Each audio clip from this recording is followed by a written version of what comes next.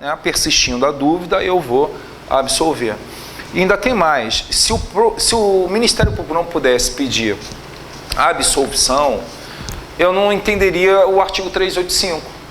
E o 385 é um artigo quentíssimo para a nossa prova, né? Cai demais o 385 referente à sentença. O 385 fala que o juiz poderá condenar o réu ainda que tenha havido pedido de absolvição por parte do Ministério Público. Então, como é que a banca manda essa? O Ministério Público não pode pedir absolvição, mas está escrito, caramba, lá no artigo 385, o juiz pode condenar o réu ainda que tenha havido pedido de absolvição por parte do MP. E acontece muito, isso não é raro não, acontece muito, pedido de absolvição por parte do Ministério Público. Dentro do júri, fora do júri, acontece a beça.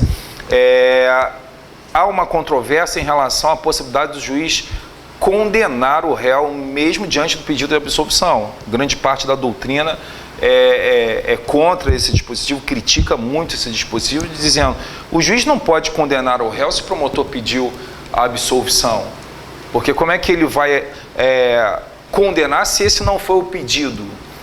Tem muita crítica sobre isso, mas as bancas não dão a mínima, as bancas seguem rigorosamente o texto do artigo 385, tá? E o 385 diz que o juiz pode condenar mesmo tendo havido pedido. Mas eles não entraram nessa seara, não, de o juiz pode condenar mesmo diante de um pedido de absolvição. Não, eles não entraram nisso, não. Estão no texto da lei só. O Ministério Público não pode requerer absolvição. Pode, artigo 385.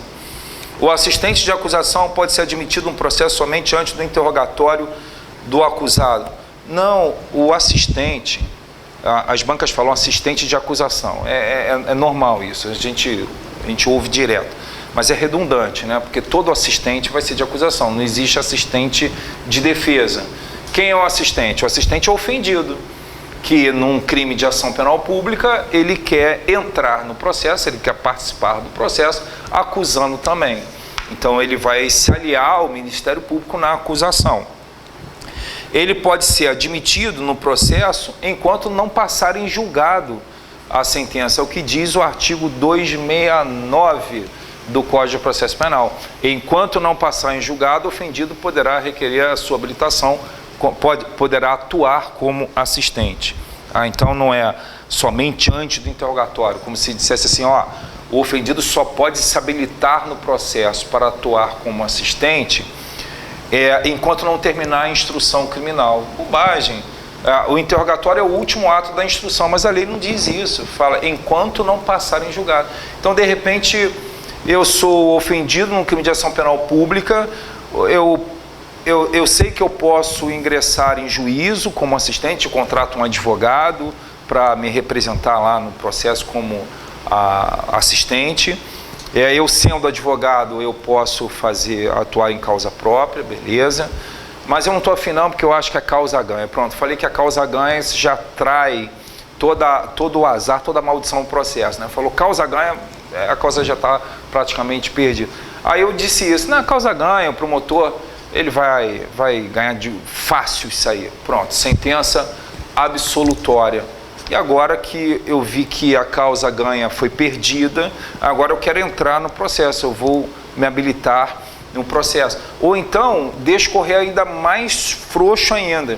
E o juiz absolveu, eu tenho certeza que o promotor vai recorrer e vai virar o jogo, moleza, tranquilo, não vou nem esquentar a cabeça. Aí o promotor tem 5 dias para apelar, aí eu reparo que 5 dias depois, nada, ele não apelou. Agora eu vou já entrar direto com o recurso, na forma do artigo 598, já vou entrar direto com o recurso, e se o juiz aceitar o meu recurso, ele vai estar aceitando também a minha atuação no processo como assistente. Então repara, a instrução criminal já acabou há muito tempo, já temos sentença, até se esgotou o prazo para o promotor recorrer, e eu estou entrando para atuar como assistente. Então não tem nada disso de até o interrogatório, bobagem. O acusado foragido pode ser julgado sem defensor. Quem pode ser julgado sem defensor? Ninguém. Ninguém, porque isso seria ofensa ao contraditório, à ampla defesa. Como assim? Ninguém pode ser julgado sem defesa técnica. Isso está no artigo 261 do Código de Processo Penal. O acusado não pode ser julgado sem defensor, ainda que ausente, ainda que foragido. O cara meteu o pé, a gente sabe que está se escondendo, o cara está tentando fugir. Beleza, mas a gente não pode julgá-lo sem defensor, porque se julgar sem defensor, simplesmente não valeu. Não valeu. Fizemos uma audiência, não tinha defesa. O réu, ele pode abrir mão da autodefesa. Ele não está afim de se defender. Ele chutou o balde mesmo, tá nem aí. Ok, isso é o direito dele, mas ele não pode abrir mão da defesa técnica. Isso ele não pode. Mesmo que ele chegue para o juiz e fale assim, eu não quero advogado, tudo pilantra, tudo leva dinheiro, já gastei toda a minha... Fala mal de advogado, assim, descaradamente. Eu sinto muito, meu filho, mas não pode, tem que ter um defensor. Aí que vem o defensor dativo. É um defensor nomeado pelo juiz. O cara não quer constituir advogado, então beleza, vamos constituir para ele. É o defensor nomeado pelo juiz. E às vezes o advogado, ele tem advogado, só que num determinado ato, uma audiência, foi marcada audiência de instrução, cadê o advogado? Simplesmente não apareceu, não justificou nem nada. Podemos realizar a audiência sem o defensor? De jeito nenhum, senão vai ser nulo. Esse ato vai ser nulo, isso é cessamento de defesa. Aí o juiz vai nomear um defensor somente para aquele ato, que a gente chama de defensor ad hoc. É só para aquele ato. Ele tem defensor, mas não apareceu. E nós não vamos adiar, remarcar essa audiência pela ausência injustificada do defensor. Fulano, doutor, chamou o doutor. O cara olhou, estamos precisando aqui de um advogado. Aí pronto, ele atua só naquele ato. Pode ser o defensor público? Pode também. Mas precisamos de um profissional habilitado ali para a realização do ato. Então não existe isso. Acusado foragido pode ser julgado sem defensor. Ele pode ser julgado sem ele, réu, acusado, estar presente. Mas sem defensor, sem defesa técnica, de jeito nenhum. A audiência poderá ser adiada se por motivo justificado o defensor não puder comparecer. Ok. Isso está no artigo 265 do Código. A audiência poderá ser adiada se por motivo justificado o defensor não puder comparecer. Então ele vai lá para dizer, tem uma cirurgia, tal, nesse dia que foi marcada a audiência, peço adiamento. Isso foi uma alteração que surgiu no artigo 265 em 2008 e uma alteração bastante louvável, porque antes estava escrito o seguinte, nenhum ato será adiado pela ausência do defensor. Um absurdo, né? Como se o defensor fosse um qualquer, assim, um coadjuvante sem nenhuma importância. Promotor não, aquele lá, o juiz não, agora o defensor não importa, não pode comparecer, dane-se, né? Tratamento assim horrível para a defesa. E o réu, quando ele escolhe o defensor, ele quer aquele defensor lá, não é tanto faz não. E aí mudaram a redação do artigo 265 dizendo que o ato poderá ser adiado. Agora, se ele não justifica, simplesmente não aparece, aí voltamos àquela história do defensor ad hoc. 4. Levando em consideração as modificações trazidas pela Lei 11.719 de 2008, a cenário alternativo correto, justamente essa Lei 11.719 que alterou a redação do artigo 265, que a gente estava falando ainda há pouco. Tá? Então, o Código de Processo Penal admite a figura da citação com hora certa, tal como ocorre no Código de Processo Civil. Sim, artigo 362 do CPP. 362. Antes nós não admitimos, né, a citação com hora certa. Então, a citação sempre foi pessoal. Como é que se chama o réu para o processo? O juiz determina, expede um mandado de citação, então determinando que o oficial de justiça vá ao encontro do réu. Porque é assim que o Estado tem a certeza de que o réu foi chamado. É preciso que a gente tenha essa segurança. O réu foi chamado. Se ele não se defendeu, se ele não apareceu, ele não deu as caras porque ele não quis. Mas a gente tem a certeza de que ele foi chamado. Agora, não sendo possível a citação pessoal, ou porque é desconhecido o paradeiro do réu, ou quando o réu ele se ocultava para não ser citado, inacessível lugar, incerta pessoa, assim, não sendo possível, a gente dizia a citação por edital. Só que em 2008 acrescentaram mais uma forma ficta de citação, mais uma forma presumida, porque a citação por meio de um oficial de justiça, né, por mandado, é a citação pessoal. E a citação por edital é a citação presumida ou ficta. Só que em 2008 acrescentaram mais uma modalidade de citação ficta ou presumida, que é a citação com hora certa, lá no artigo 362. Então, antes de 2008. O réu se oculta para não ser citado, cita por edital. Em 2008, a gente simplificou a citação por edital, só cabe em um caso. Quando vamos citar o réu por edital? Em um único caso, quando desconhecido o paradeiro. Nós não sabemos, esse cara sumiu, a gente não sabe o paradeiro dele. Esse é o único caso, do artigo 361. Agora, quando o réu se oculta para não ser citado, o legislador tirou a solução do 361, ele tirou, não, agora não é mais citação por edital, isso em 2008, agora vai ser citação com hora certa, como reza o Código de Processo Civil. Então, perfeitinho, tá aqui, exatamente como determina o Código de Processo Civil. O rito comum ordinário é o reservado aos crimes apenados com reclusão, independentemente do montante da pena para eles prevista.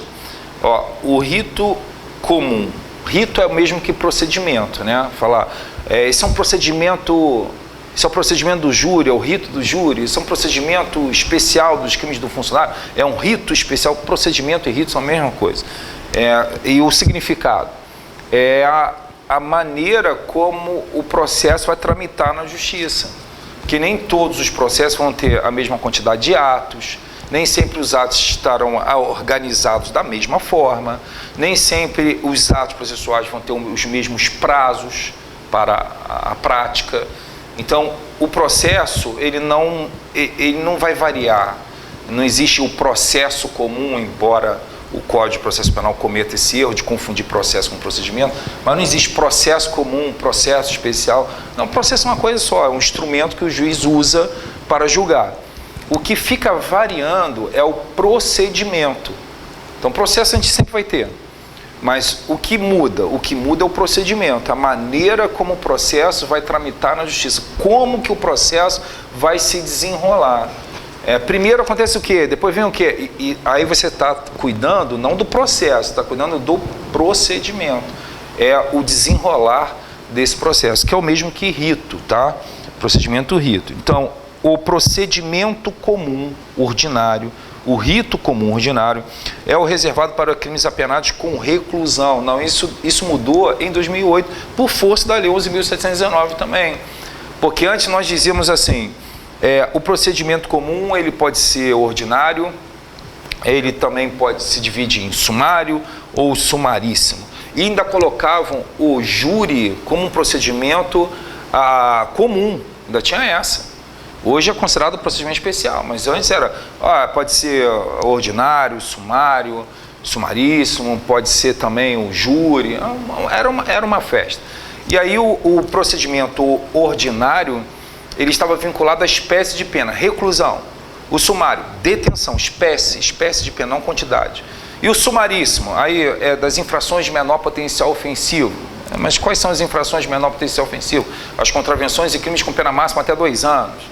E o júri também era considerado procedimento comum, fim da picada. Então, havia ali um caos no procedimento comum, porque ora nós olhávamos para a espécie da pena, reclusão, detenção, ora nós olhávamos para a quantidade de pena, se a pena for até 2 anos, como no caso do crime de menor potencial ofensivo, e ora para a natureza do crime, se for crime doloso contra a vida. Então, era o caos, né? Aí o que o legislador fez? Hoje ele colocou, desde 2008, né, no 394, que o procedimento pode ser comum, como ele pode ser especial. E o comum, ordinário, sumário e sumaríssimo. E como é que ele fez? Ele padronizou.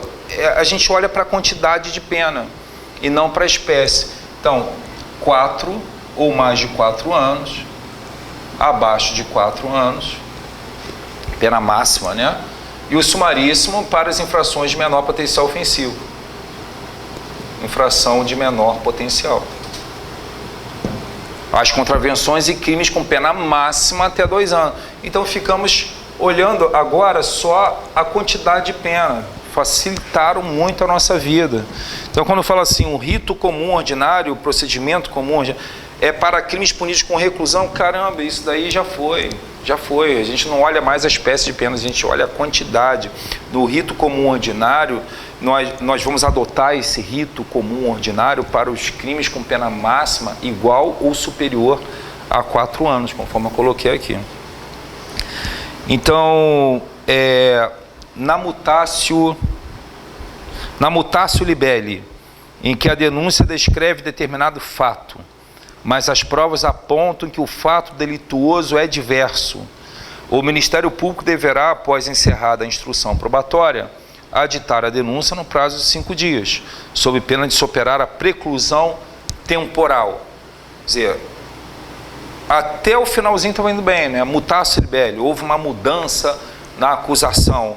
Bem, eu não posso confundir a mutatio com a emendatio, né? Eu não posso confundir esse dispositivo do 383 com esse aqui, 384. Aqui eles estão falando da mutatio, tá? A mutatio está aqui. Mutatio libelli. Isso aqui é a emendatio libelli.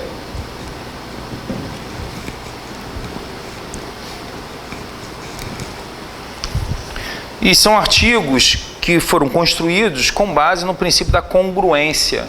Quer dizer, o juiz não pode julgar nada além daquilo que foi apresentado a ele na petição inicial. Não teria sentido o promotor de justiça narrar uma subtração de um celular e o juiz condenar esse acusado pelo crime de estupro, que o promotor não entendia nada. Caramba, em que momento eu falei de relação sexual? Em que momento eu falei de violência sexual? Da onde ele tirou isso? O juiz não pode julgar o que ele bem entender, ele tem que julgar aquilo que foi colocado para ele. Então é preciso haver uma congruência, uma correlação entre o que se julga e o que se apresenta ao juiz e o que é julgado. É preciso ter uma correlação. Pois é, só que às vezes o juiz, no final do processo, no final da instrução criminal, melhor dizendo, ele chega à conclusão de que o crime foi outro. Ele pode chegar a essa conclusão? Pode.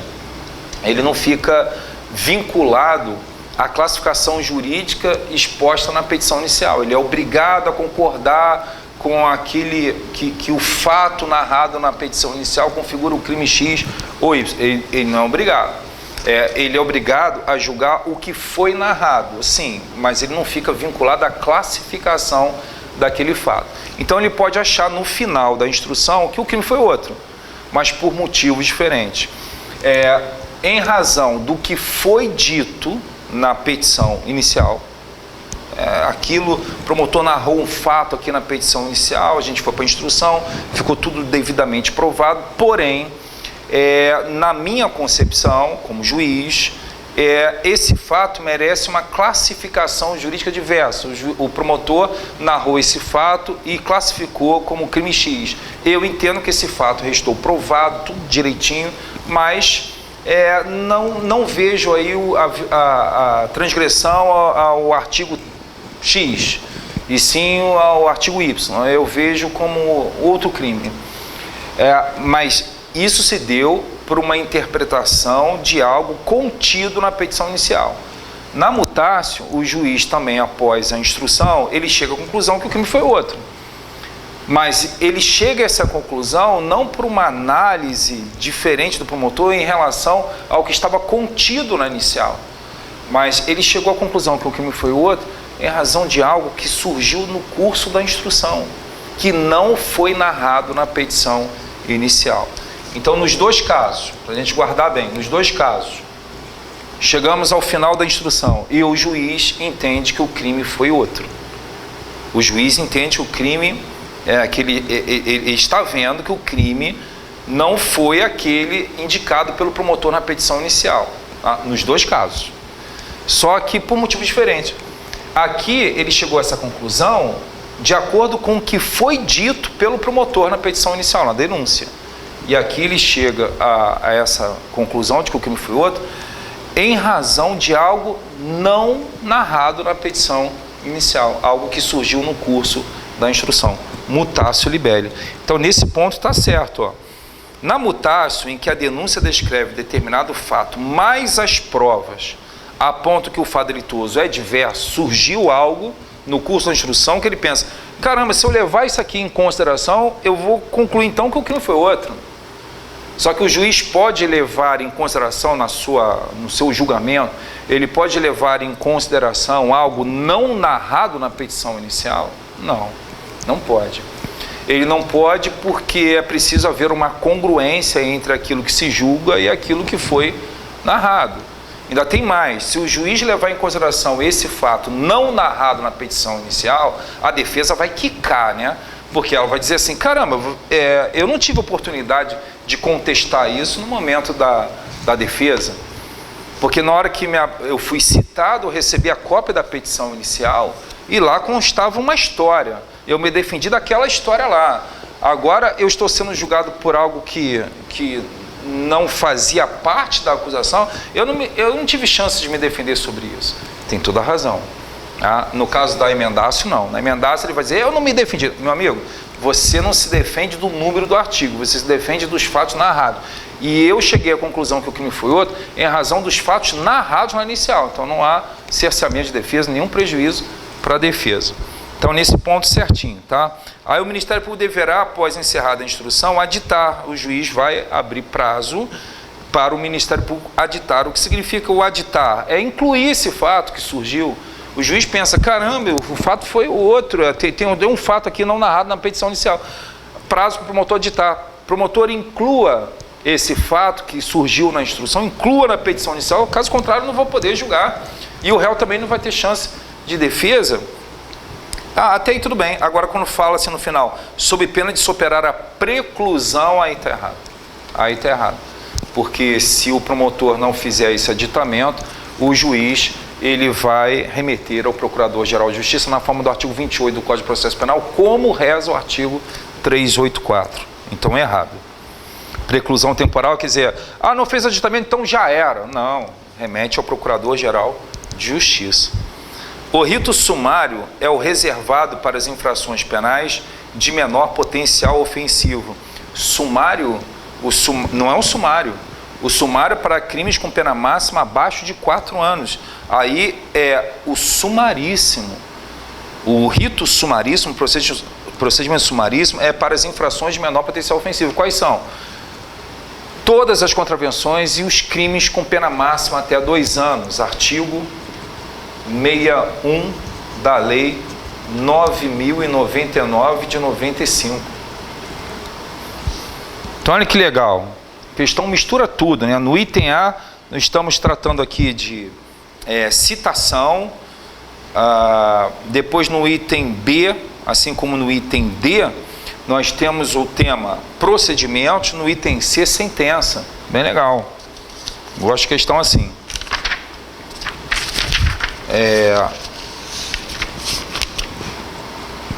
Para a gente treinar, claro, né? Dizendo, eu gosto da questão cheia de maldade para destruir o aluno, claro que não. Eu gosto de questão que dê margem a gente relembrar a matéria, porque o objetivo de uma turma de exercício não é acertar tudo.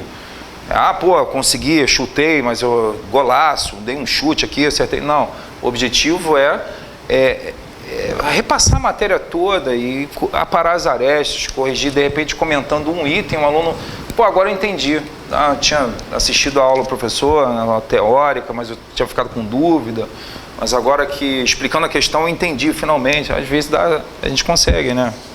Espero eu. Questão 5.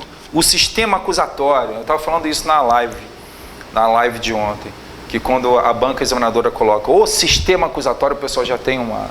Aí é morte súbita, né? O cara já entra em pânico. Calma, né? Calma.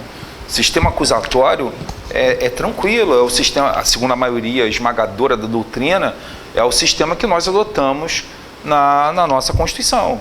É o sistema processual adotado.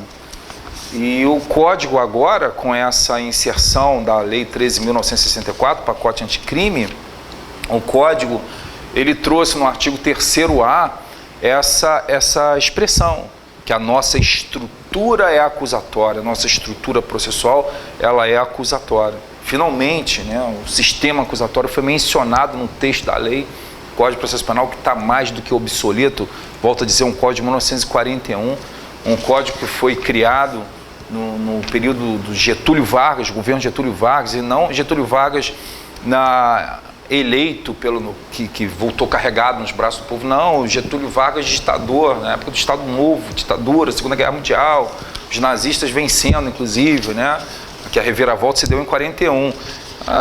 Um código de ontem, né, e um código de 41 não foi escrito por pessoas que nasceram em 41.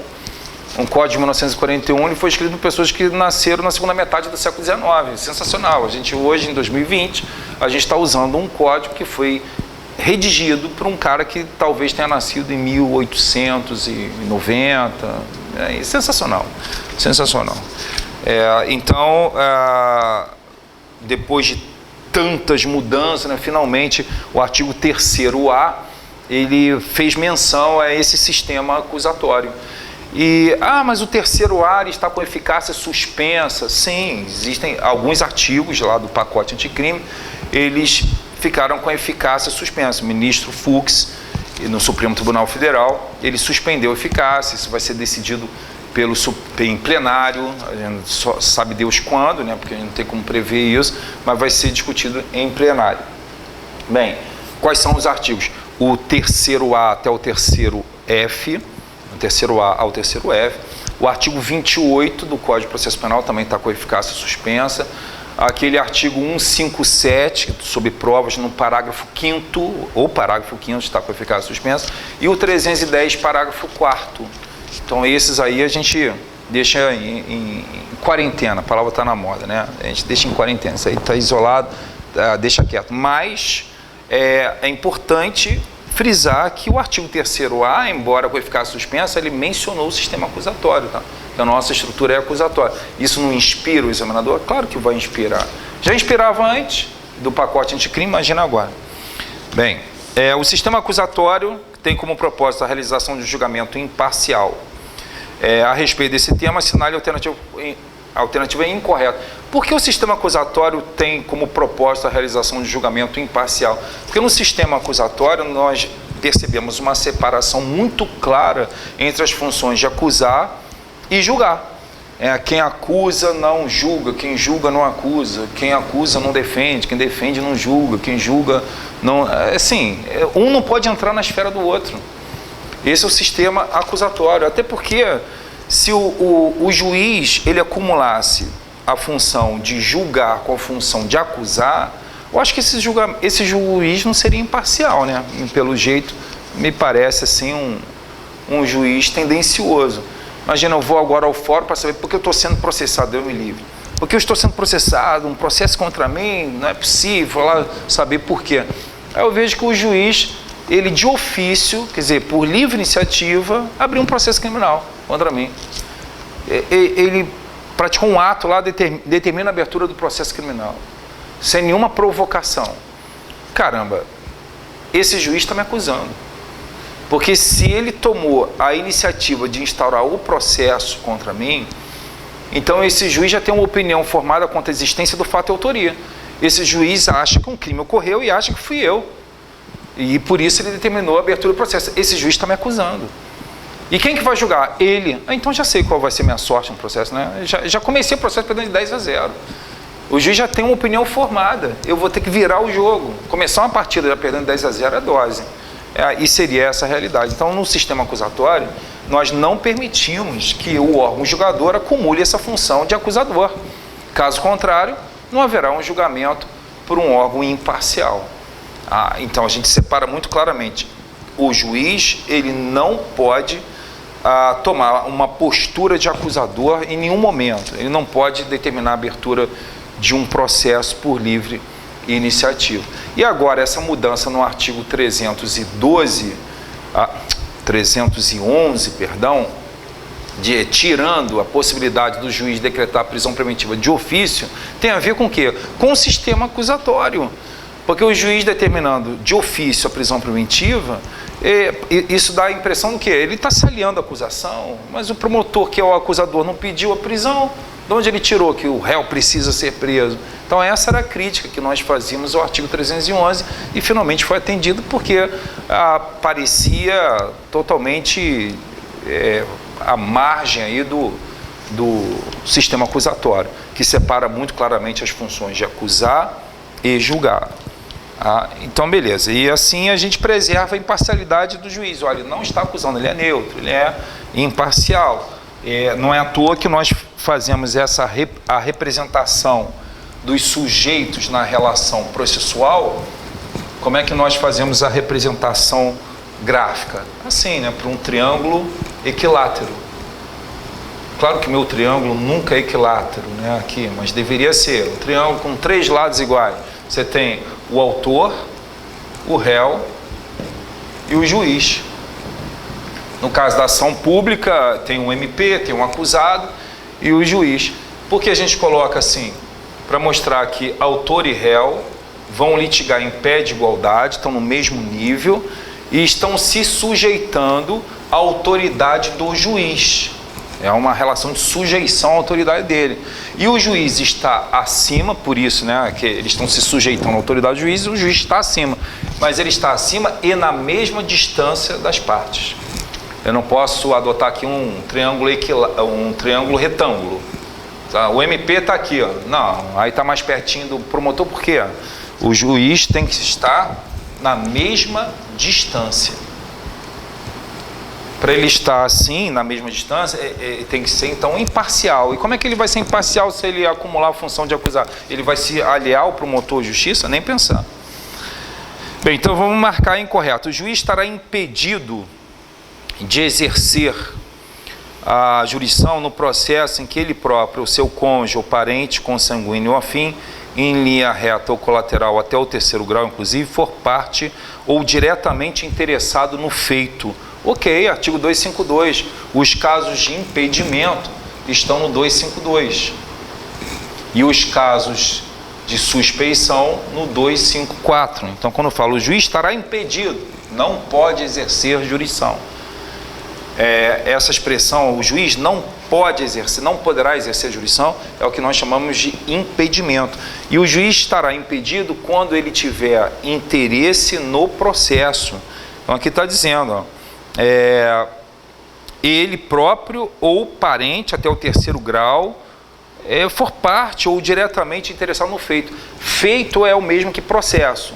Então, o juiz tem interesse no processo ou algum parente, ele tem interesse no processo, ele está impedido. O juiz tem que ser imparcial, não tem? A suspeição dos jurados deverá ser arguída oralmente, decidindo de plano o presidente do tribunal do júri. Já a exceção de incompetência do juízo poderá ser oposta verbalmente ou por escrito no prazo de defesa. Correto. A suspeição dos jurados deverá ser arguída oralmente, decidindo de plano o presidente do júri. Sim, está no artigo 106. Não está no artigo, em nenhum artigo do procedimento do júri, que o pessoal fica procurando lá no júri. Então, vou pegar o procedimento do júri, abre lá do 406 e fica catando. Onde que está isso? Onde está isso? Não, isso está na parte referente à exceção de suspeição, artigo 106. Tá? Agora, a incompetência do juízo poderá ser oposta verbalmente por escrito no prazo da defesa, ok, artigo 108 do Código de Processo Penal. A exceção não está no conteúdo programático, né? Eu até faço aqui uma observação, assim, por exemplo, a cobrança do 108 já não poderia acontecer. Essa parte do júri, tudo bem, é um artigo, é o 106, mas está ligado ao procedimento do júri. Tá, eu tenho que saber. Agora, essa segunda parte já seria um exagero. Se cair um negócio desse na prova, eu já vou preparar o recurso, né? Porque o aluno não é obrigado a estudar a exceção de suspeição, não, de incompetência, de ilegitimidade. Aqui seria um exagero mesmo. O acusado poderá arguir a suspeição do magistrado, do membro do MP, da autoridade policial nos atos de inquérito, do intérprete, dos jurados e dos peritos, na defesa de um julgamento imparcial. Aqui tem um erro grave, letra C. Porque a gente pode arguir suspeição de todo mundo que atua no processo. E isso eles podem cobrar na maior tranquilidade. O legislador apresenta o 252 e o 254. Então, são artigos que tratam de casos em que o juiz ele não seria imparcial. Então, é um caso de parcialidade do órgão julgador. Ou está ligado ao processo, tem interesse na causa, ou tem alguma relação com qualquer das partes. O juiz tem que ser afastado. Como é que a gente afasta o juiz, seja por um motivo do 252, seja por um motivo do 254? Existe um instrumento processual para isso. E o instrumento se chama exceção. Exceção de suspeição. Mesmo que seja para você arguir um caso 252, o instrumento é exceção de suspeição. Tem autores que falam exceção de impedimento, mas, caramba, no Código de Processo Penal não está escrito assim, está escrito exceção de suspeição. Beleza. Para você afastar o juiz, seja por um motivo, seja por outro. E depois, o legislador, ele estende esses motivos para afastamento do juiz, por intermédio de uma exceção de suspeição, ele estende isso aos demais que atuam no processo. Por exemplo, eu vou entrar com exceção para afastar o MP, eu vou, com uma exceção de suspeição, vou afastar um funcionário da justiça, um perito, um intérprete, aquele que atua no processo. Pois é, delegado não atua no processo. Então, quando eu falo, o acusado poderá arguir a suspeição do magistrado, do membro do MP, o 258 diz isso, né? Da autoridade policial, aí pronto, aí estragou. O delegado não atua no processo, você vai entrar com um instrumento processual na fase do inquérito para afastar o delegado, assim, exceção, suspeição, exceção é um instrumento processual, na fase do processo, e para afastar aquele que atua no processo, o delegado não atua no processo. Então o delegado ele pode ser tendencioso, sair investigando, por exemplo, a namorada, ou um inimigo mortal dele, ele pode fazer? Não, o delegado ele tem que se afastar, é o que diz o artigo 107 do Código de Processo Penal, ele é obrigado a se afastar. Mas se ele não fizer isso, eu não tenho instrumento, eu não posso usar desse instrumento para afastá-lo. O que eu posso fazer é representar contra ele, vou à corregedoria da polícia, eu vou ao chefe de polícia, ou então eu vou representar, se eu tiver alguma prova, algum indício de que ele esteja prevaricando, tomar medidas criminais contra ele, mas eu não posso usar desse instrumento, exceção de suspeição. Artigo 107 do Código de Processo Penal. Mas esse artigo não está no conteúdo. Não, isso tem que saber. Isso tem que saber. Não cai inquérito policial? Não cai a parte de impedimento, suspeição? Então a gente tem que saber.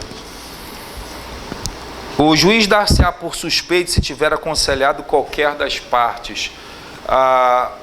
O juiz dar-se-á por suspeito. A arguição de suspeição precederá qualquer outra, salvo quando fundado em motivo superveniente. Isso daí eu já acharia um exagero, caindo, né? A arguição de suspeição precederá qualquer outro, salvo esse motivo, o artigo 96. O artigo 96, assim, puro, a queima-roupa, não pode ser cobrado, porque não está no edital, no conteúdo programático de técnico. E o juiz dar-se-á por suspeito se tiver aconselhado qualquer das partes, ok, artigo 254, caso de suspeição. 6. Estabelece o Código de Processo Penal em seu artigo 353, quando o réu estiver fora do território da jurisdição do juiz processante, será citado mediante. Essa daqui é na lata, né? Ainda fala o artigo 353, o réu se encontra fora da área de atuação do juiz. Como é que ele vai ser citado? Por carta precatória, letra A. Aí depois eles falam assim, carta com aviso de recebimento de mão própria. Não, isso não existe. Essa modalidade de citação simplesmente não existe no processo penal. Edital é com desconhecido paradeiro. A gente conhece paradeiro. O réu se encontra na rua tal, prédio tal, apartamento tal, beleza, mas isso fica onde? Fica em outra comarca. Então vamos pedir uma carta precatória. E o que é uma carta precatória? É uma solicitação do juiz de uma comarca ao juiz de outra comarca para a prática de um ato. Porque o juiz não pode invadir a área de outro juiz. Ele precisando praticar um ato na área de um outro juiz, ele simplesmente vai solicitar a esse outro juiz, que o código chama de carta precatória. Videoconferência, não, videoconferência para chamar, a videoconferência para tomar depoimento, beleza, mas para chamar, para avisar que o cara está sendo processado, qualquer meio que o juiz entenda idôneo, então o juiz faz da forma que quiser, manda um WhatsApp, né? Não é assim não. 7. O recebimento da denúncia e a decretação da prisão preventiva são decisões interlocutórias. Recebimento da denúncia e a decretação da prisão preventiva são decisões interlocutórias mesmo, só que eles querem a classificação aqui. Olha, a questão é da FCC, tá? Mas não é a FCC que pergunta mais sobre isso, é a CESP. CESP que adora perguntar sobre essa classificação dos atos jurisdicionais. Então você tem um ato jurisdicional, um ato praticado pelo juiz, que eu posso classificar como sentença, decisão interlocutória, despacho. Quando se fala aqui que o juiz recebeu a denúncia e que decretou a prisão, ele não está enfrentando o mérito, né? Não é sentença. Porque a sentença, ela condena ou absolve, quer dizer, ela julga na sentença, o juiz encerra o processo e enfrenta o mérito. Longe disso aqui, né? O juiz recebeu a denúncia. Então, quando o juiz recebe a denúncia, ele não encerra o processo, começa o processo. Ele não está julgando, ele está enfrentando o mérito, o cara culpado, então recebe. Não, vamos apurar. E quando ele decreta a prisão também, ele não diz se ele condena, se ele absolve, porque a sentença é condenatória ou absolutória. Ele está mandando prender. É necessário, ele viu a necessidade da prisão. Não é despacho também, porque o despacho, ele não tem carga decisória. Ou, como alguns preferem dizer, tem carga decisória mínima. Um despacho seria fixo dia tal para audiência, por exemplo. São despachos de mero expediente. O juiz, ele não estaria resolvendo nenhuma controvérsia. A decisão interlocutória, na decisão interlocutória, o juiz resolve uma controvérsia, embora não julgue o mérito, mas ele resolve um conflito. Então tem carga decisória, mas não enfrenta o principal, o mérito. Tá, só que aqui não basta você dizer que é decisão interlocutória, porque a decisão, entender isso, porque o próprio examinador já está dizendo no enunciado, são decisões interlocutórias. Ok, mas de que tipo? A decisão interlocutória pode ser simples, pode ser mista. A simples é aquela que não encerra absolutamente nada. O juiz, ele resolve uma controvérsia e o processo segue seu curso normal. Não é encerrado absolutamente nada, nem uma fase do procedimento, muito menos o processo. Como assim encerrar? O que eu falo encerrar o processo? O processo está arquivado, né? Acabou, o processo acabou. Resolveu a controvérsia e arquiva o processo. Não, nem mesmo uma fase do procedimento, como no caso do júri, né? O juiz, ele pronunciou o réu, encerrou a primeira etapa, vamos à segunda. Aí você fala, encerrou alguma coisa, né? Não, essas decisões aqui não encerram nada. O juiz recebeu a denúncia, começou o processo, não encerrou, começou. Ele mandou prender, ok, está preso e o processo segue seu curso normal. Então, decisão interlocutória simples, letra E. 8. Assinale a opção correta em relação à ação penal conforme o Código de Processo Penal. Qualquer pessoa do povo poderá provocar a iniciativa do Ministério Público, nos casos em que caiba ação pública, fornecendo por escrito informações sobre o fato e a autoria, indicando o tempo, o lugar e os elementos de convicção. Ok.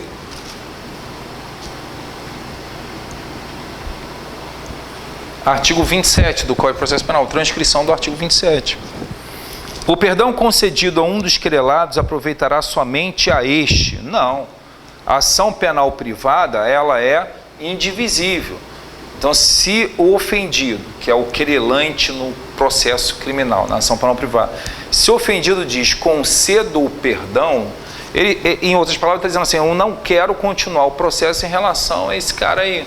E havendo mais de um réu, o perdão concedido a um aproveita a todos. Isso está no artigo 51, por quê? Porque a ação penal privada, ela é indivisível. Ou todos ou ninguém. Ou todos ou ninguém. Ou todos são chamados à responsabilidade ou ninguém. Ah, não quero continuar o processo contra o réu 1. Então você não quer contra o 2, contra o 3. Esse perdão se estende aos outros. Então o perdão concedido a um dos querelados aproveitará somente a este. Não, a este e aos demais. Tornando sem efeito se o mesmo o recusar. Essa parte está certa, porque o perdão é bilateral. Ele só produz efeito quando aceito. A renúncia tácita e o perdão tácito admitirão todos os meios de prova. Ok. É aquela história, né? No iníciozinho vem uma bobagem, depois eles fazem colocações corretas para ver se você esquece o erro visto no início. Então é errado a letra B, porque o perdão concedido a um se estende aos outros, né? Aproveita os outros, em razão do princípio da indivisibilidade, artigo 51. Nos casos em que somente se procede mediante queixa, decairá a ação penal quando iniciada esta, se o querelante deixar de promover o andamento do processo durante 30 dias seguidos. Isso não se chama decadência, não, né? Decairá. Isso é perempção. Artigo 60. Não posso confundir decadência com perempção. Em crime que, no caso que somente se procede mediante queixa, decairá a ação penal quando o ofendido não oferecer a queixa dentro de 6 meses, a contar do dia em que ficou sabendo quem foi o autor do crime. E se o ofendido for menor de 18 e maior de 16, o direito de queixa poderá ser exercido por ele ou por seu representante legal. Errado, se o ofendido for menor de 18, é o representante legal, ele não tem condições de manifestar a sua vontade. Ah, mas ele tem mais de 16, não importa, ele continua, enquanto ele não fizer 18, alguém vai falar por ele, e é o representante legal, pai, mãe, ou então os pais morreram, ele é criado pelo avô, então, alguém responde por ele, né? É o representante legal. Até que ele faça 18. Fez 18 anos, beleza, agora é só ele, não tem representante legal. Ah, mas aí ele bateu com o carro, está em coma, aí o representante legal. Ele teve um surto psicótico, aí entra a figura do representante legal, alguém responde por ele, né? Questão 9. Dá uma olhadinha aqui.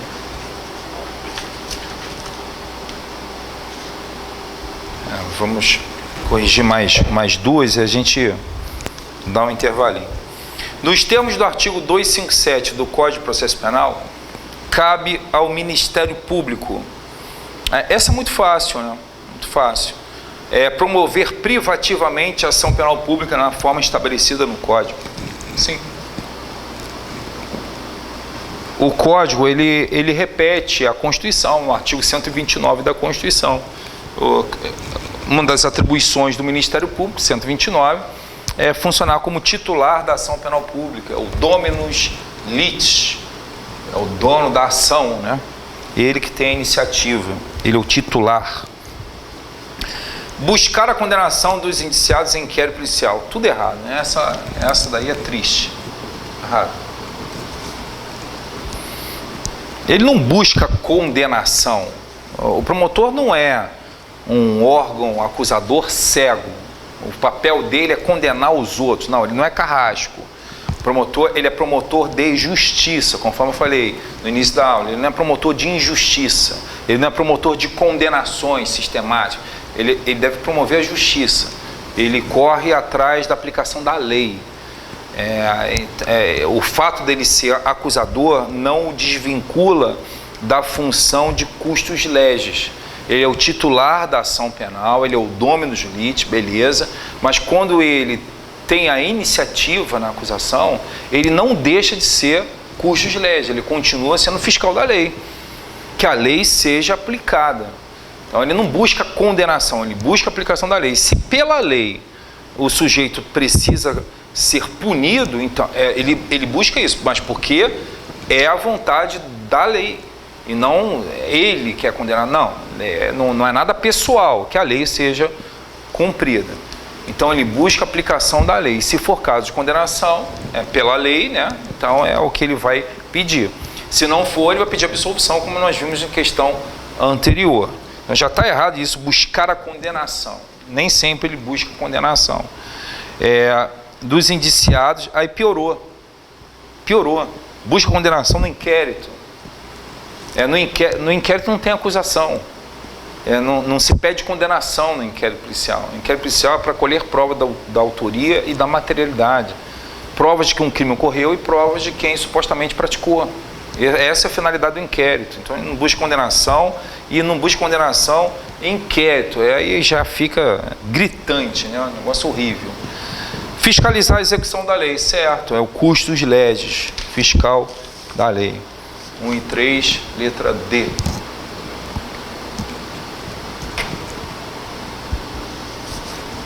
Questão 10. Na sentença condenatória, o juiz não precisa fundamentar a necessidade de manutenção de prisão preventiva. Não, ele condena e manda recolher o cárcere. Aí voltamos àquela história do início da aula. Prisão automática, é isso? Lá na questão 2. Isso não existe. Então o juiz precisa fundamentar a necessidade da prisão preventiva. Isso aparece lá no artigo 387 do Código de Processo Penal, no 387, parágrafo 1º, né? Precisa fundamentar a necessidade da prisão preventiva, se for o caso, né? Porque toda decisão judicial precisa ser fundamentada, principalmente essa que manda recolher os outros à prisão. Pode reconhecer circunstâncias agravantes, embora nenhuma tenha sido alegada? Sim, pode. As agravantes podem. Está no artigo 385. Pode atribuir o fato de definição jurídica diversa sem modificar a descrição contida na denúncia ou queixa, prejudicada a suspensão condicional do processo.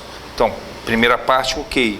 Pode atribuir ao fato narrado na petição inicial uma definição jurídica diversa. Ele pode entender que um crime foi outro. Então, sem modificar a descrição contida na denúncia ou na queixa. Então, o promotor de justiça narrou o fato lá na petição inicial. Excelentíssimo senhor doutor juiz de direito, venha oferecer denúncia pelos fatos que passa a expor. Aí vai lá, começa a contar a história toda. Narrou tudo lá. No final, isto posto, requer a condenação do acusado no artigo. Aí está lá, o artigo X. Ele interpretou esse fato aqui, ele narrou o fato, atribuiu a autoria desse fato ao acusado e, conclusão dele, esse fato configura o crime do artigo X. Colocou assim, porque é obrigado a dizer isso, né? Está no artigo 41, que a petição inicial deve conter a descrição do fato com todas as circunstâncias, a qualificação do autor da infração ou elementos pelos quais ele possa ser identificado, a classificação da infração penal, que é isso aqui, cumpriu lá as exigências do artigo 41. Aí foi realizada a instrução criminal tal, e o juiz entendeu que realmente esse fato narrado restou provado, está tudo ok. Ele só não concorda que mereça essa classificação jurídica aqui. O juiz pensa assim, ok, isso aqui aconteceu e foi o acusado, o autor, ok, mas eu discordo que esse fato mereça ser classificado dessa forma. Aí ele vai lá e altera para o artigo Y, o crime Y, né? Então, o que está dizendo aqui pode atribuir ao fato definição jurídica diversa sem modificar a descrição contida na denúncia. Por exemplo, contido é caso de emendácio libelli. Contida. Agora, prejudicada a suspensão condicional do processo? Não. Porque o promotor pode ter colocado o crime X, cuja pena é de 2 a 6 anos. Por isso que ele não fez proposta da suspensão condicional do processo. Porque a suspensão condicional do processo, ela tem requisitos, lá no artigo 89, estou falando do artigo 89 da Lei 9.099. Aqui está prevista a suspensão condicional do processo, nesse artigo aqui, que é um acordo. É um acordo para o processo parar. O juiz instaura o processo, o Ministério Público faz um acordo com o réu, no sentido de parar esse processo e o réu cumprir uma série de obrigações enquanto esse processo estiver parado. Um dos requisitos do artigo 89 é que a pena mínima não ultrapasse 1 ano. O promotor, quando ofereceu denúncia, entendendo se tratar do crime do artigo X, que tem pena de 2 a 6 anos, ele não fez a proposta. Porque essa proposta, entre outros requisitos, exige lá que o crime tenha uma pena mínima não superior a 1 ano. Para se fazer a proposta, tem que observar uma série de requisitos. Entre eles, a pena mínima não ultrapassar 1 ano. Por isso que o promotor não fez, porque ele não acha que foi o crime X. O crime X tem pena mínima de 2 anos. Então, não fez a proposta. Só que o juiz, no final, pensou assim, não é o crime X, é o crime Y. E esse crime Y tem pena de 1 a 3 anos. E agora? Se o juiz entende que o crime tem pena, que o crime não é o X, é o Y, e esse crime Y tem pena de 1 ano, caramba, então esse crime admite suspensão condicional do processo. Aí o juiz, aqui está dizendo que fica prejudicado, né? Fica prejudicado no sentido de, infelizmente, tarde demais uma ova. O 383 diz que o juiz vai abrir, então, espaço para o Ministério Público propor a suspensão condicional do processo. Mesmo já no final, já passamos da instrução, ele vai abrir prazo para o MP fazer essa proposta. Então, não fica nada prejudicado. Não pode computar o tempo de prisão provisória para fins de determinação do regime inicial de pena privativa de liberdade. Pode sim. Está no 387, eu acho que parágrafo 2º. Pode sim. Uma alteração, uma das alterações mais recentes, né? Pode sim. O tempo que o sujeito cumpriu, o tempo que o sujeito ficou preso provisoriamente, já ser abatido no tempo de pena que ele pegou para efeito de regime inicial, se ele vai cumprir no fechado, no semiaberto ou no aberto. Porque o tempo que o sujeito fica preso provisoriamente, isso é abatido no tempo da pena. Você vai dizer assim, pô, o cara ficou aguardando o julgamento por 6 meses, ele ficou aguardando preso. 6 meses preso. Aí na hora que veio a sentença condenou esse cara por 5 anos e... por 5 anos. Então ele vai ter que cumprir 5 anos de prisão. Mas aqueles 6 meses que ele ficou preso provisoriamente, isso daí não conta, não? Conta. Ele ficou preso por cautela. Ele não ficou preso cumprindo pena antecipadamente. Quando o juiz manda prender no curso do processo, o juiz não manda prender para isso, tá? A própria lei veda expressamente que não se admite prisão preventiva como forma de antecipação do cumprimento de pena. Não é isso. Ele ficou preso por necessidade. Mas como ele foi condenado, aí a gente transforma isso como como a gente considera esse tempo que ele ficou preso provisoriamente como um cumprimento antecipado da pena. É o que a gente chama de detração penal. Então o legislador colocou no 387, não na origem no 387, porque o 387 já sofreu diversas mudanças, ele colocou no 387 que o juiz, na hora da sentença, ele já vai considerar o tempo de prisão provisória para efeito da fixação do regime. Porque, dependendo da quantidade de pena, o cara pode ficar no fechado, no semiaberto, no aberto. Por exemplo, quando a pena é acima, ela passa de 8 anos, o juiz, ele determina que o sujeito comece a cumprir a pena em regime fechado. Está no Código Penal. Mas espera aí, e o cara ficou não sei quanto tempo preso provisoriamente. Isso não vai abater? Vai abater. E de repente, ele já até, fazendo esse desconto, de repente ele já até cumpriu aí uma parte da pena que possa fazer com que ele vá para um regime semiaberto, que ele vá para um regime aberto. É a progressão de regime, porque a progressão de regime, ela é baseada nisso. O tempo que você já cumpriu sua pena. Esse é um dos requisitos.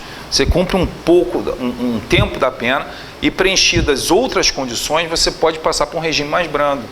E como esse tempo de prisão provisória ele já é considerado como um cumprimento de pena, então vai surtir efeito no que tange à progressão de regime. No caso aí da fixação do regime, né? Porque a gente está falando da sentença que o juiz vai dizer como que o cara começa a cumprir a pena. Decidirá de pronto, no caso de entender cabível nova definição jurídica do fato, em consequência de prova existente dos autos, de elemento ou circunstância da infração não contida na acusação, se o órgão do MP não proceder ao aditamento. A gente já falou sobre isso. Apareceu um fato na instrução que não foi narrado na petição inicial. E se o juiz levar isso em consideração, ele vai entender que o crime foi outro. Mas ele pode fazer isso? Não, porque ele não vai julgar nada que não tenha sido colocado na petição inicial. É o princípio da congruência. Ainda tem mais, se ele julgar com base nesse fato, ele vai ferir o contraditório e a ampla defesa. Então o promotor narrou o fato na petição inicial, durante a instrução criminal, surgiu um fato que não foi narrado na petição inicial. E se o juiz levar em consideração esse fato, o que foi narrado mais isso aqui, ele vai entender o crime foi outro. Mas ele não pode, né? Porque ele só pode julgar aquilo que foi apresentado a ele na acusação. Então ele vai abrir espaço para o promotor colocar, que é o aditamento. E se o promotor não fizer o aditamento no prazo legal, aí o juiz vai remeter os autos ao Procurador-Geral de Justiça para que ele resolva essa controvérsia, na forma do artigo 28. Mas o 28 mudou, só que o novo 28 está com eficácia suspensa, e o Supremo determinou que enquanto não for decidido em plenário essa questão do artigo 28, aplica-se o artigo 28 das antigas, o revogado, que é o caso, o Procurador-Geral de Justiça. Então, qual é o erro aqui? Decidirá de pronto. O juiz acha que o crime foi outro em razão de uma prova nos autos, de um elemento ou uma circunstância da infração, de um fato não narrado. Aí ele, de pronto, ele faz o aditamento, ele vai lá e ele inclui. Desde quando o juiz pode mexer na petição inicial? O juiz vai dizer, eu vou redigir isso aqui. Ele coloca. Aí o sistema acusatório agoniza em praça pública, né? Porque o juiz não é acusador. Ele não pode fazer isso. Ele vai abrir para o Ministério Público aditar. Fazer essa 11 e a gente dá um intervalo. Em relação ao inquérito policial, correto afirmar que a autoridade policial poderá mandar arquivar autos de inquérito. Essa ninguém aguenta mais. Essa ninguém aguenta. Artigo 17. O delegado não arquiva. O delegado não arquiva inquérito policial. Não, mas tem alguma hipótese? Não tem nenhuma hipótese. O delegado não arquiva nunca. Nunca. Cuidado com as tentativas da banca em sensibilizar vocês. No sentido de colocar uma coisa muito pesada do tipo, o delegado não pode mandar arquivar autos de inquérito, salvo ser evidenciado que o fato ocorreu em legítima defesa. O aluno pensa, mas em legítima defesa, não pode, meu filho, não pode. Delegado não arquiva inquérito policial, ponto. Tá? Não tem exceção. Então está aqui. A autoridade policial poderá mandar arquivar nunca, em hipótese alguma. O ofendido poderá requerer qualquer diligência que será realizada ou não a juízo da autoridade. Correto. Artigo 14 do Código de Processo Penal. O ofendido, o indiciado, eles podem requerer, são os interessados na investigação, eles podem requerer qualquer diligência, mas o delegado irá atender ou não. Poderá ser iniciado por requerimento do Ministério Público nos crimes de ação penal privada. Em crime de ação penal privada, o promotor de justiça vai requerer abertura de inquérito? Não. Crime de ação penal privada, aí aparece aquilo que eu falei na live de ontem, promovida aqui pelo curso Fórmula. E que eu deveria ter entrado pelo perfil do Fórmula, né? Mas eu fiz tudo errado, tinha que dar alguma coisa errada, né? Gurgel na tecnologia vai dar errado. Aí eu cheguei e entrei, o Fábio me passou a senha dele, do curso Fórmula, e eu não sei como eu fui parar no perfil do Fábio. Eu não sei como aconteceu isso, mas pelo menos com todos os problemas, eu no perfil do Fábio, e com a internet travando para muita gente, a gente conseguimos fazer aí um apanhado dos pontos mais importantes. A live ainda está lá disponível, se não me engano, fica 24 horas, né? Então acho que ainda está lá disponível para vocês. Eu abordo os principais temas do concurso TJ, assim, o que vocês devem se preocupar mais. E eu comentei sobre esse artigo 5º, parágrafo 5º, disse, gente, esse foi o dispositivo mais cobrado até hoje em prova de processo penal, nesses 20 anos dando aula de processo penal, que o Fábio fala, Gurgel, não fica dizendo que você dá aula há 20 anos, porque revela a tua idade. Eu estou um pouco me lixando para a idade, né? O que revela a minha idade é o cabelo branco. Isso que, se eu tivesse a fim de esconder meus 50 anos, eu pintaria o cabelo, ficaria com aquele cabelo acaju, né? Aquela coisa assim. Não estou nem aí. São 20 anos dando aula e eu acho que falar isso é importante para vocês, para que vocês confiem. Confiem, são 20 anos examinando todas as provas o ano inteiro, o tempo todo, tudo quanto é prova que sai, de tudo quanto é banca que nem existe mais, muita coisa já passou, e a gente começa a adquirir essa experiência. Cara, o artigo 5º, parágrafo 5º, é o dispositivo que mais cobraram até hoje. O artigo 5º, parágrafo 5º, é assim, uma coisa que os alunos ficam, professor, não aguento mais, nós tomamos exercício. Eu evitei aqui, né? Chega de artigo 5º, parágrafo 5º, mas aqui já bateu a primeira vez. O ofendido poderá ser iniciado por requerimento do MP no crime de ação penal privada. Artigo 5º, parágrafo 5º. Crime de ação penal privada, inquérito só mediante requerimento do ofendido. Requerimento do ofendido ou do seu representante legal. Se ele tiver condições de manifestar sua vontade, ele. Não tendo, representante legal. MP, não. MP em crime de ação penal pública. Aí vai ser uma requisição, não vou nem usar o termo requerimento. Deverá ser encerrado em 5 dias, estando o indiciado preso. Não, estando o indiciado preso, o inquérito tem que terminar em 10 dias, artigo 10 do Código.